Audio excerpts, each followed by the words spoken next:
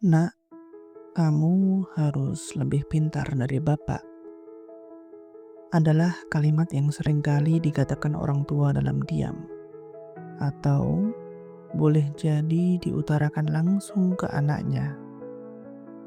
Tidak dulu, tidak juga sekarang. Setiap orang tua pasti berharap anaknya lebih baik dari dirinya, lebih paham agama, lebih mudah dalam menghadapi setiap cobaan dan juga masalah. Banyak orang tua yang bekerja setengah mati agar anaknya tidak merasakan bakso satu mangkok dibagi satu keluarga.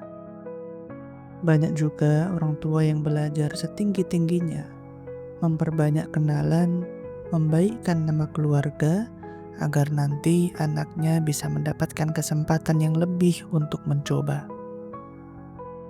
Banyak pula orang tua yang menyekolahkan anaknya di sekolah yang berbasis agama, agar agama anaknya jauh lebih baik, lebih paham, dan lebih mengerti dalam hal tersebut.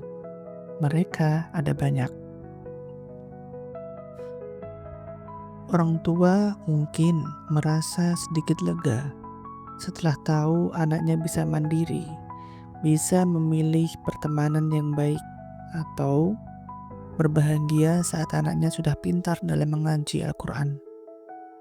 Namun, tak sedikit juga orang tua yang malah bingung setelah anaknya lebih paham dan lebih pintar agama, apa yang sebaiknya orang tua lakukan setelah itu.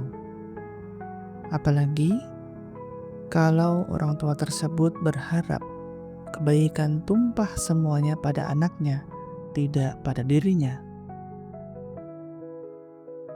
Kalau anak semakin paham agama dan orang tua enggan memulai untuk belajar, maka peribahasa buah jatuh tak jauh dari pohonnya terasa diganti dengan mudah menjadi buah jatuh menggelinding jauh dari pohonnya.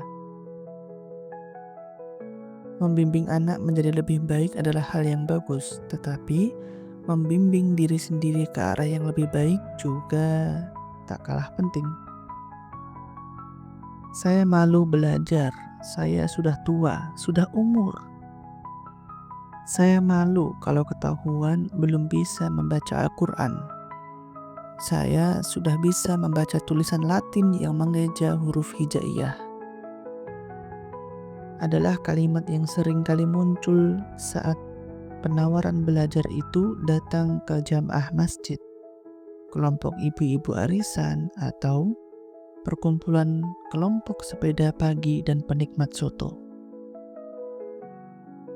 Alhamdulillahnya, semakin kesini semakin banyak orang tua yang menyampingkan rasa malu dan memberanikan diri untuk belajar kembali. Sebenarnya kata malu juga kurang tepat.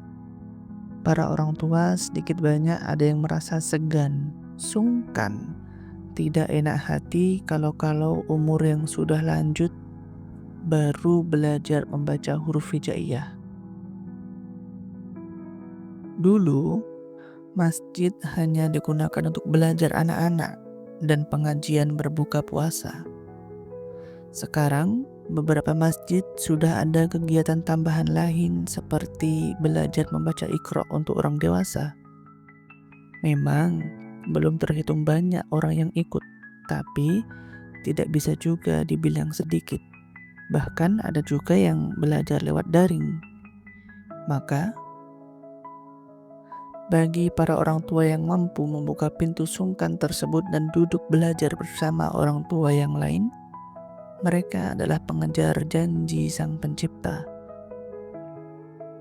bahwa setiap huruf yang mereka baca akan berbalas 10 bentuk kebaikan. Bahwa mampu membacanya di kala sibuk adalah kenikmatan yang bisa mendatangkan syafaat di hari akhir. Ada begitu banyak keutamaan yang didapat dalam belajar ilmu agama. Dalam sebuah hadis yang cukup terkenal, Nabi Muhammad menjelaskan, barang siapa yang menempuh jalan untuk menuntut ilmu, maka Allah akan mudahkan jalannya menuju surga. Para ulama mengatakan bahwa ilmu yang dimaksudkan dalam hadis tersebut adalah ilmu agama, termasuk juga ilmu Al-Quran. Maka, untuk orang tua yang tetap bersemangat ketika satu huruf di jilid 1 tak kunjung hafal, ketika satu halaman yang mereka baca saat belajar tak kunjung lulus, yakinlah bahwa hal tersebut adalah hal yang akan mereka syukuri ketika berhadapan dengan Sang Pencipta.